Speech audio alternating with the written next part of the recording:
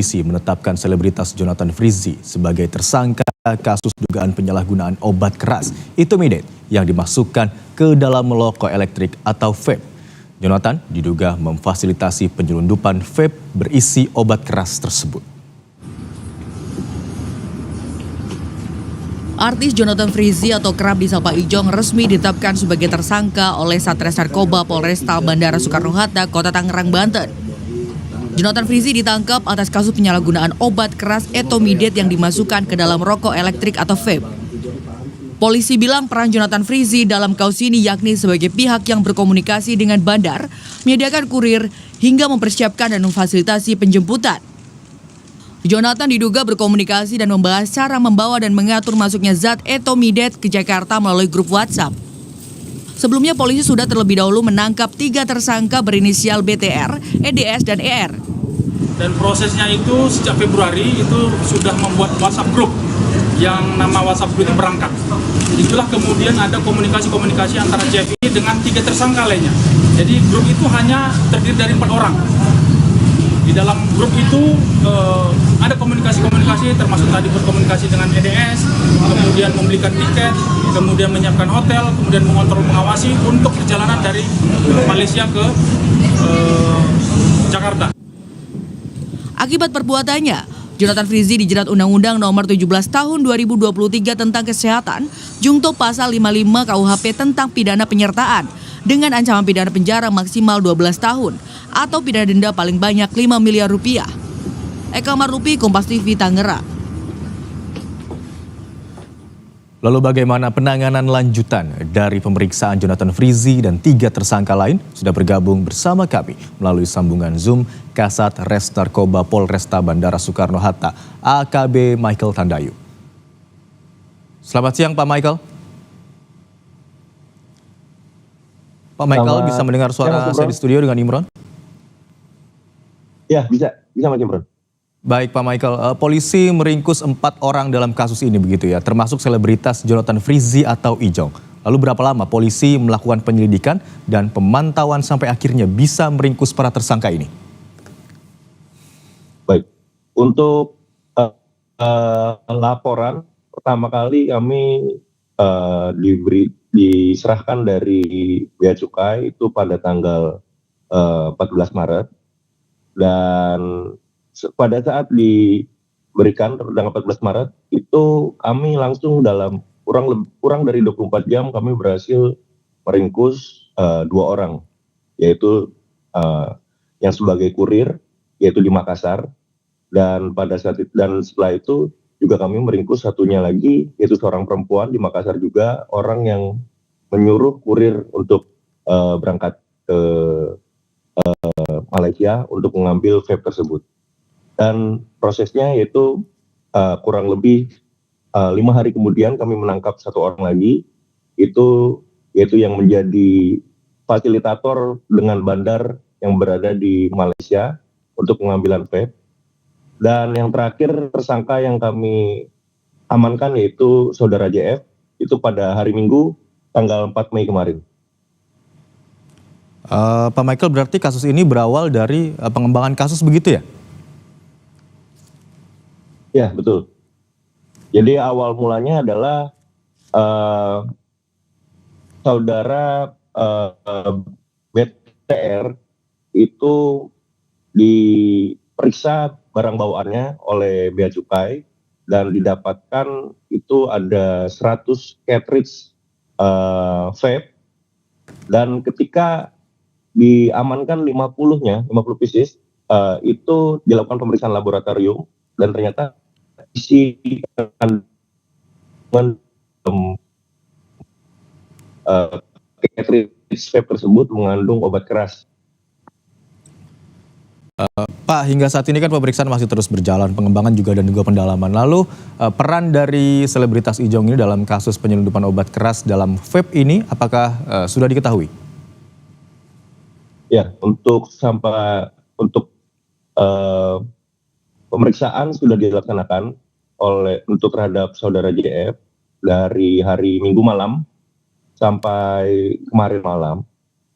Dan untuk peran yang saudara JF sendiri adalah yang pertama, dia adalah sebagai dia dan saudara EDS itu merupakan salah satu merupakan inisiator sehingga vape yang berisikan obat keras ini dapat masuk dari Indonesia. Dan yang kedua adalah untuk menjemput vape yang berisikan obat keras ini ke Kuala Lumpur, Indonesia.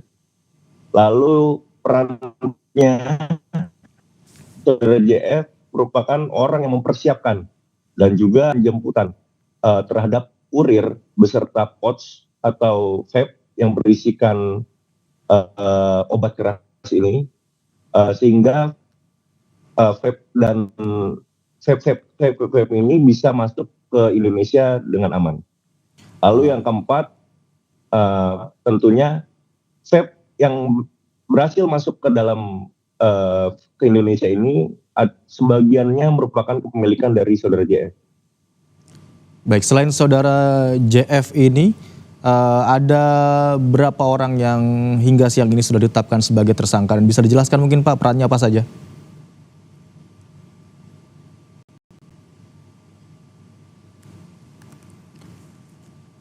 Pak Michael? Pak Michael, apakah bisa mendengar suara kami dari studio? Baik. Untuk total tersangka yang kita... Baik, silakan Pak. Saya belum. Yang pertama yaitu saudara BTR. Ya, untuk total tersangka yang sudah kita perannya adalah sebagai kurir yang menjemput liquid vape yang berisikan obat keras di Kuala Lumpur. Lalu yang kedua kita amankan adalah seorang perempuan dengan inisial ER. Ini perannya adalah dia adalah orang yang menyuruh saudara BTR untuk mengambil vape di Kuala Lumpur, dan juga dialah yang berkoordinasi dengan para tersangka-tersangka lainnya. Lalu yang ketiga adalah saudara EDS. Saudara EDS adalah orang yang menjadi penghubung atau fasilitator dan yang berkomunikasi langsung dengan bandar yang berada di Kuala Lumpur di Malaysia, dan juga orang yang memungkinkan terjadinya pertemuan antara kurir dan bandar di Kuala Lumpur di Malaysia. Lalu yang terakhir adalah saudara JF, di mana perannya tadi sudah kami jabarkan sebelumnya. Pak Michael, dari hasil pemeriksaan sementara, obat keras yang dimasukkan dalam vape ini rencananya akan dijual kembali atau hanya untuk dikonsumsi sendiri, Pak?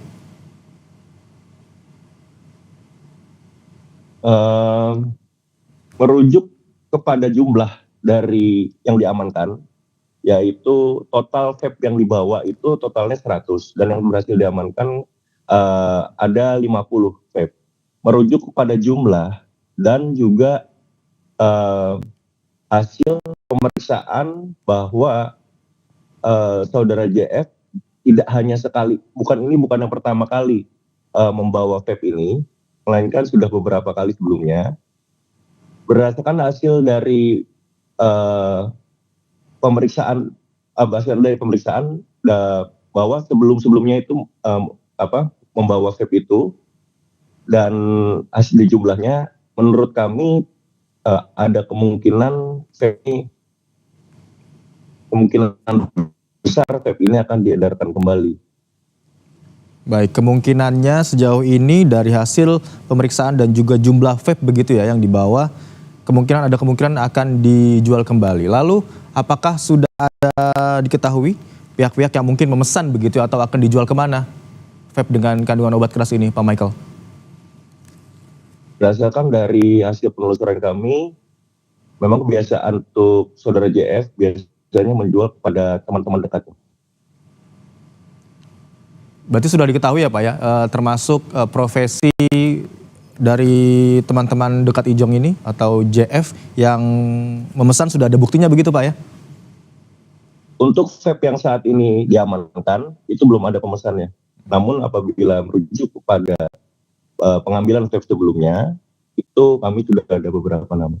Baik, Pak Michael, apa dampak zat yang terkandung dalam cairan vape tersebut dan termasuk dalam golongan obat keras apa Pak?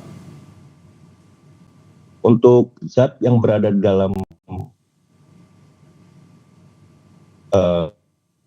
vape ini, yaitu bernama etomilet.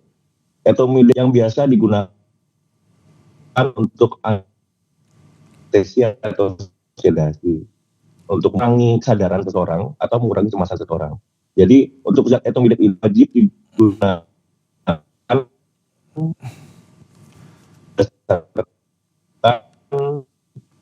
metode yang tertentu, dosis tertentu, dan